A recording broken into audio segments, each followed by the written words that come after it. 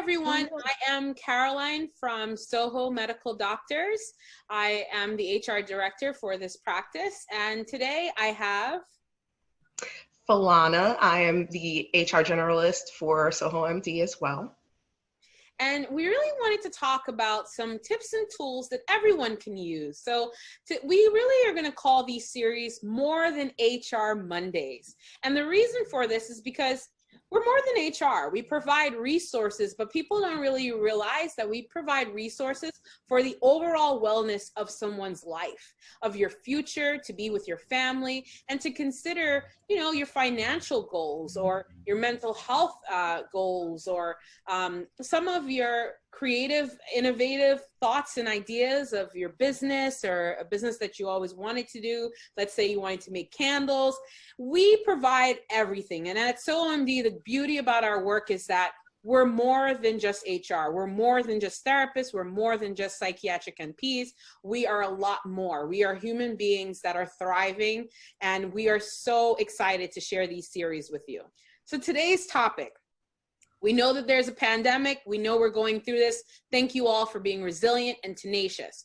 But what I want us to kind of think about and talk about is this relocation. Everybody's moving. Some people are moving to North Carolina. Some people are moving to Florida. Some people are moving to Texas.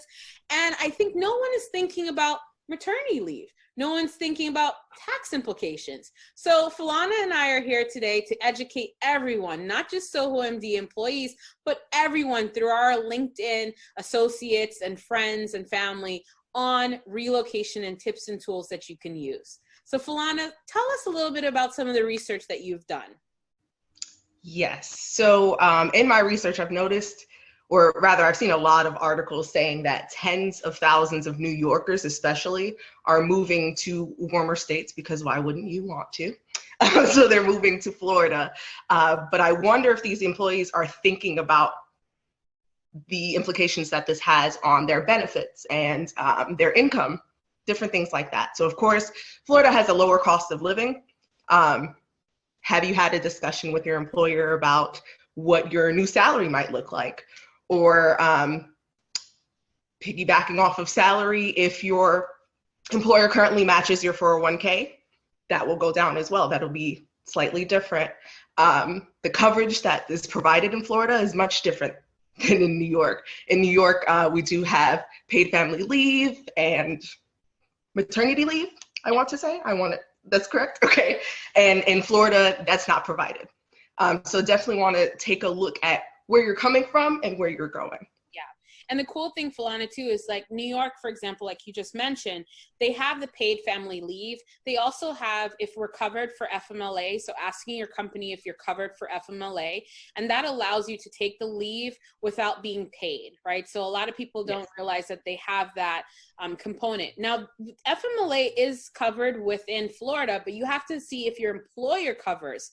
There's restrictions, so you have to make sure you have a certain amount of employees. I believe it's 50 employees, and they have to be in a certain radius within the state in order to be FMLA eligible, right? But the cool thing that New York has that Florida we know does not have is the paid family leave, to get paid for your leave.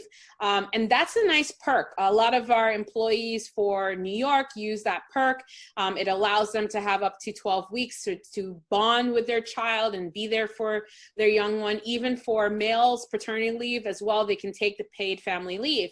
But when you move to Florida, you do not have a paid family leave. You only have FMLA if you are eligible. And if you are not eligible, the question is, well, what else do I have? And that's something that you really need to think about when you decide to move to Florida or some other states out there that don't have the PFL. Yes, it's definitely important to have those conversations before you make the move. While you're in the decision-making process, this should be a part of your pros and cons list, or just the way that you're making your decision on where you're relocating, why exactly you're relocating, and how it's going to affect your everyday life moving forward. Yeah, and something else. So definitely have that conversation with your employer first. Yes, absolutely. To see what they can offer. The other thing that you brought up, which is a big deal talk to your employer. Don't just move somewhere and not speak with your employer. You have to realize if the company is actually in that state. Are they doing any business within that state? You might have to work, you know, let's say you're in Florida, but you have to, you know, also pay taxes for New York because your company is stationed in New York. Some companies do not allow people to move. They'll just say, you know, at this time, we'll have to let you go and so forth. So you really need to know the laws and rules and what the employers can and cannot do before making that assumption to just move. So I always recommend talk to your employers. And when we say employers, we're talking about your supervisors, your managers, your directors.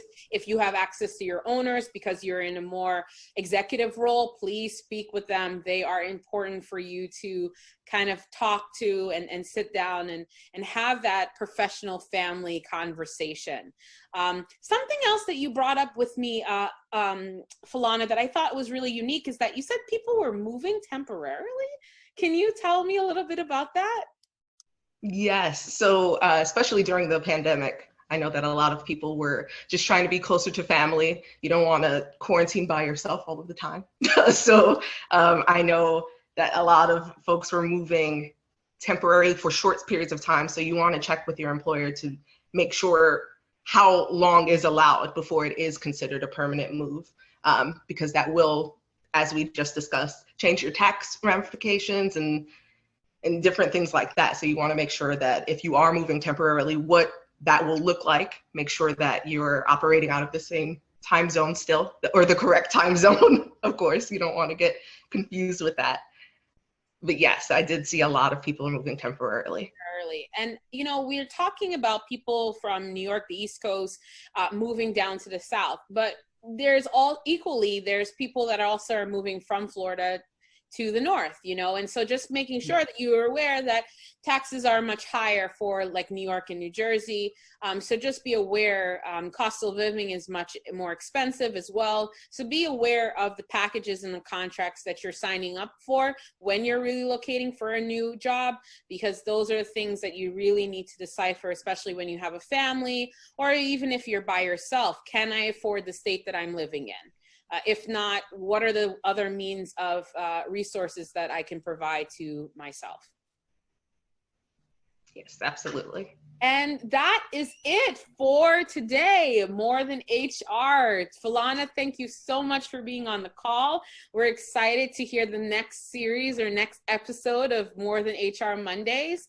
But I think relocation is a big key that is #1 on our list this year, especially with the pandemic. Everybody wants to move.